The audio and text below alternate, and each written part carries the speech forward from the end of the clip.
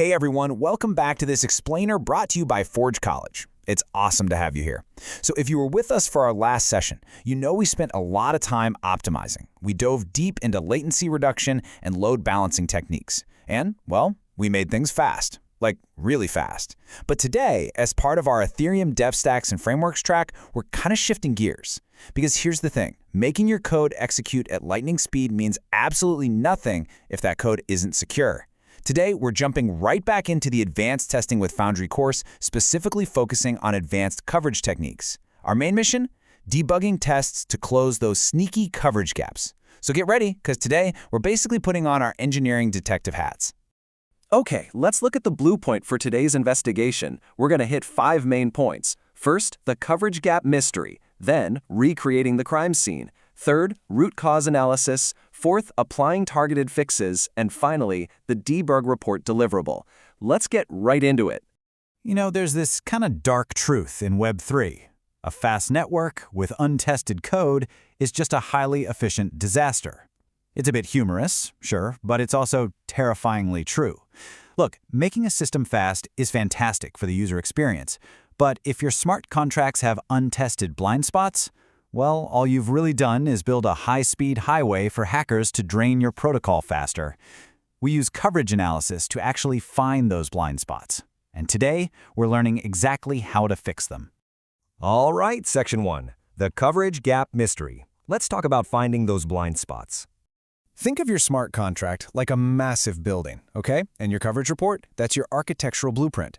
So a coverage gap, which we define as unexercised functions, internal branches, or missing assertions, is essentially that dark, unlit room in the basement that no test ever bothered to open.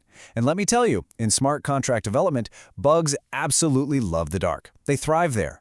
Our goal today is to basically bring a massive flashlight into those unexercised branches. Moving on to Section 2, recreating the crime scene. How do we actually reproduce a failure once we spot it? To do that, we rely on what's called deterministic reproduction. Now, this just means using consistent inputs and Foundry cheat codes to perfectly recreate a failing state right on your local machine. Before we even think about changing a single line of your actual contract code, we absolutely must reproduce the failure deterministically. And hey, deterministic is really just a fancy engineering word for doing the exact same thing with the exact same result every single time. If your testing environment is constantly fluctuating, you're just chasing ghosts. By leveraging the Forge toolchain and its built-in VM cheat codes, we basically freeze the environment. That way, we can inspect the failure under a microscope. So when you start reproducing these failures, your usual suspects generally fall into 4 main categories. First up, you've got assertion order mismatches, like checking a state before it's actually been updated. Then you have incorrect test setups, which honestly, we're going to talk about a lot today. Third are timing inconsistencies. Maybe your block timestamp is just completely off. And finally, uncontrolled randomness, which is pretty much the absolute enemy of deterministic testing. Okay, Section 3, root cause analysis. Let's figure out how to find the actual culprit. Here's a question we have to constantly ask ourselves. Is the contract actually broken, or is the test just poorly set up? Honestly, I can't even tell you how many developers will just sit there, staring at a terminal, furiously blaming the smart contract compiler, absolutely convinced they've written broken code. Only to realize, like, an hour later, oh wait, I forgot to give my test user fake Ethereum, right? The contract was doing exactly what it was supposed to do, reverting a transaction from a broke user. The test itself was just broken. This is exactly why you have to mentally separate your test setup from your contract logic. A bad setup usually looks like missing state, missing balances, or using the wrong caller identity. Actual bugs, on the other hand, are things like logic errors, unreachable paths, or real vulnerabilities. Slapping duct tape on a leaky pipe without turning off the water, which is kind of like blindly adding superficial assertions just to force a test to pass, that is never going to fix a bad setup. You've got to treat the test setup as an extension of the contract's environment. If the environment is flawed, your coverage is absolutely going to be flawed. All right, let's jump to Section 4, applying targeted fixes.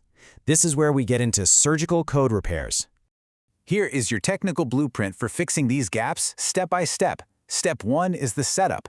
You want to use cheat codes like vm.deal to give your test addresses exact deterministic balances. Step 2 is all about precision. If you expect a failure, you need to match exact revert reasons using vm.expectRevert. Don't just assert that it fails, assert exactly why it fails. Step 3, you're going to run that targeted test using the -m flag. This isolates the test so you're not getting distracted by the rest of the entire suite. And finally, step 4, commit that focused fix to your branch. By applying a truly targeted fix to the test setup, your tests suddenly become deterministic. They become meaningful, and most importantly, they pass reliably. Which brings us to Section 5, the debug report deliverable. It's time to document your victory. Because like any good engineering detective, you've got to file your paperwork, right? Your debug report is basically a minimalist markdown logbook. You're tracking the issue ID, the root cause, say a missing caller balance, the exact fix applied, like using vm.deal, and the resulting coverage change. And listen, this isn't just busy work. This is the hard, reviewable proof that your tests are actually getting better. It proves to your team that you can diagnose failures, make small, reviewable changes, and deliver measurable improvements. And honestly, there is nothing quite as satisfying as seeing that measurable proof of your hard work. When you run that forge test coverage command again after putting in your fixes, you get to watch that number climb.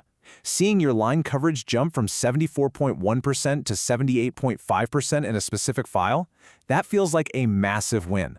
That positive delta is the ultimate validation that your targeted fix just successfully exposed a previously unexercised branch of your smart contract logic. I want to leave you with a core mental model today. Treat coverage gaps like code-level to-dos, not as instructions to just add superficial assertions. An uncovered branch is telling you something. It indicates a missing scenario.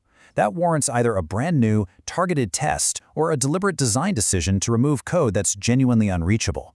A truly good fix targets the root cause, making your test suite a highly reliable safety net rather than just a brittle illusion of security.